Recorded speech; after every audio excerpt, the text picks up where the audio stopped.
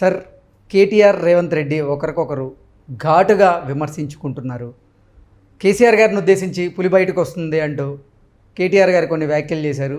వాటికి కౌంటర్గా రేవంత్ రెడ్డి గారు పులి బయటకు వస్తే మా దగ్గర బోన్లు ఉన్నాయి, వలలు ఉన్నాయి, చెట్టుకేలాడ తీస్తామని, అలాగే బీఆర్ఎస్ పార్టీని 100 మీటర్ల లోతులో గుంటతో పార్టీని బొందబెడతామంటూ కూడా కొన్ని వ్యాఖ్యలు చేశారు.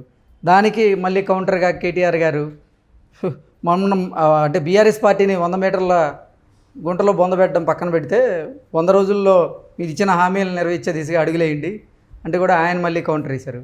ఏంటి సార్ అసలు తెర వెనక ఏం జరుగుతుంది?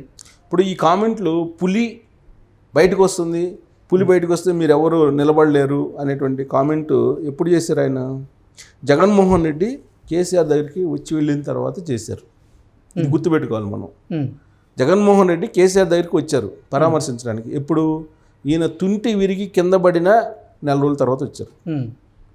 తుంటి విరిగి కింద పడి ఆపరేషన్ అయిపోయి హాస్పిటల్లో ఇంటికి వచ్చి రెస్ట్ తీసుకుంటున్నటువంటి టైంలో 30 డేస్ సుమారుగా అయిన తర్వాత జగన్మోహన్ రెడ్డి వచ్చి దాదాపు 45 నిమిషాల పాటు వాళ్ళిద్దరు ఏకాంతంగా మాట్లాడుకున్నారు.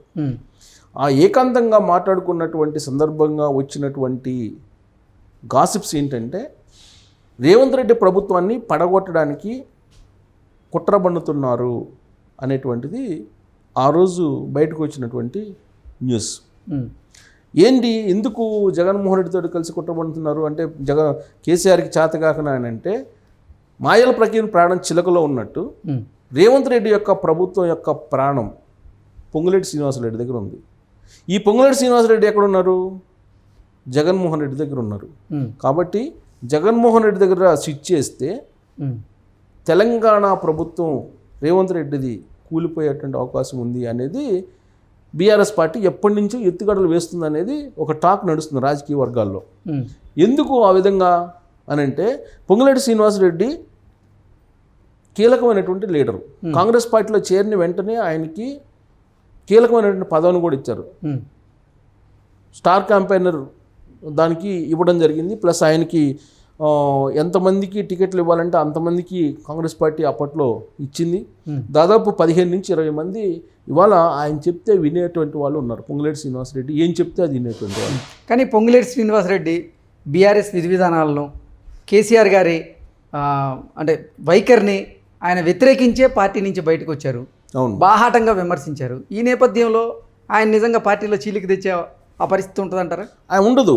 కానీ అందుకే నేను గాసిప్స్ అంటుంది. ఇప్పుడు గాసిప్స్కి కూడా ఒక లింక్ ఉంటుంది. గాసిప్స్ కూడా లింక్ ఉంటుంది. ప్రస్తుతానికైతే గాసిప్సే. కానీ జగన్మోహన్ రెడ్డి కేసీఆర్ కలిసిన తర్వాత ఆ గాసిప్స్ కాదు, అది నిజం కాబోతుంది అనేది ఇప్పుడు సోషల్ మీడియాలో నడుస్తున్నటువంటి చర్చ కదా. ఓకే, ఇప్పుడు శ్రీనివాసరెడ్డి, పొంగులేటి శ్రీనివాసరెడ్డి ఆయన దగ్గర 20 మంది పక్కాగా ఆయన చెప్పినట్టు వినేటువంటి వాళ్ళు ఉన్నారు. ఇప్పుడు ఒకవేళ రేవంత్ రెడ్డి ప్రభుత్వాన్ని పడగొట్టాలంటే ఎటువైపు నుంచి పడగొట్టాలి? కేవలం పొంగులేటి శ్రీనివాసరెడ్డి వైపు నుంచి పడగొట్టాలి. పొంగులేటి శ్రీనివాసరెడ్డి పడగొడతాడా? ప్రస్తుతానికైతే ఆయనకు ఆలోచన ఉండకపోవచ్చు. కానీ రాజకీయాల్లో ఎప్పుడు ఒకే రకంగా పరిస్థితులు ఉండవుగా. పరిస్థితులు మారిపోతాయి. పరిస్థితులకు అనుగుణంగా రాజకీయ నాయకులు నడుస్తూ ఉంటారు. అలా నడవకపోతే రాజకీయంగా ఎదిగి రాలేరు, రాజకీయంగా కూడా ఉండలేరు. పెద్దోళ్ళు చెబుతారేమో, రాజకీయాల్లో శాశ్వత శత్రుత్వం ఉండదు, మిత్రత్వం కూడా ఉండదు.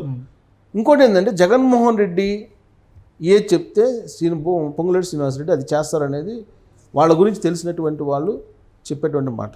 ఓకే, సో జగన్మోహన్ రెడ్డి తెలియకుండా పొంగులేటి శ్రీనివాసరెడ్డి కాంగ్రెస్లో చేరలేదు, తెలిసే చేరాడు. ఓకే, ఎందుకనంటే ఖమ్మం జిల్లాలో పాలేరు నుంచి షర్మిల పోటీ చేయాలి వాస్తవంగా అప్పట్లో. కానీ పొంగులేటి శ్రీనివాసరెడ్డిని కాంగ్రెస్లో చేర్చిన తర్వాత ఆమె విరమించుకుంది.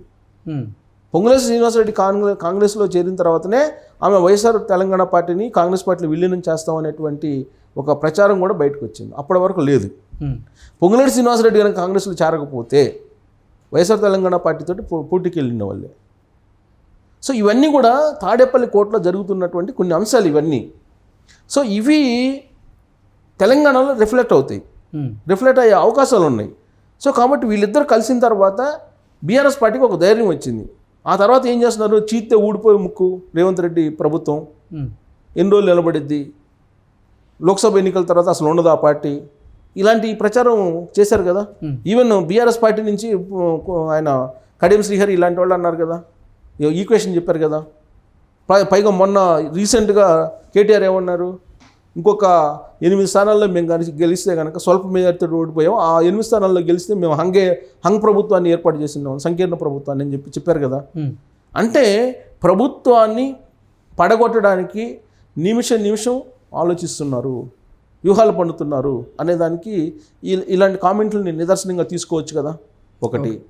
2, ఇది ఇలాంటి ప్రయత్నాలు చేస్తున్నారని చెప్పి నిఘా వర్గాల ద్వారా తెలుసుకున్నటువంటి రేవంత్ రెడ్డి మెదక్ నుంచి ఆపరేషన్ స్టార్ట్ చేశారు. 4 ఎమ్మెల్యేలు, బీఆర్ఎస్ పార్టీ ఎమ్మెల్యేలు కలిశారు రేవంత్ రెడ్డిని, కలిశారు కదా. రాబోయేటువంటి రోజుల్లో మరింతమంది కలిసేటువంటి అవకాశం ఉంది. పైగా వాళ్ళు ఏం చెప్తున్నారు, ఇప్పుడు మేము 100 సార్లు కలుస్తాం, 1000 సార్లు కలుస్తాం రేవంత్ రెడ్డిని, పార్టీ మారుతున్నారని చెప్పి మీరు ప్రచారం చేసుకుంటే ఎట్టా అని చెప్పి వాళ్ళు కలిసిన వాళ్ళు చెప్తున్నారు.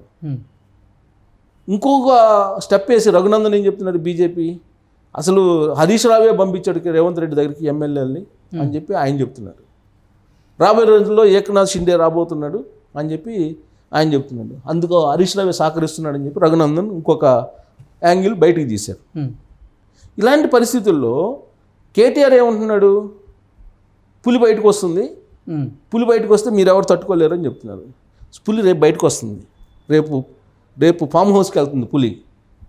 కేసీఆర్ ఫామ్ హౌస్కి వెళ్తున్నారు. ఫామ్ హౌస్కి వెళ్ళి లోక్సభ ఎన్నికలకు సంబంధించిన రివ్యూ మీటింగులు పెట్టుకుంటున్నారు. రివ్యూ మీటింగులకి రెడీ అవుతున్నారు ఆయన. ఆ తర్వాత మీటింగులు వాటన్నిటికి కూడా సన్నాహ సమావేశాలు ఇవన్నీ జరుగుతాయి, సాధారణంగానే జరుగుతాయి.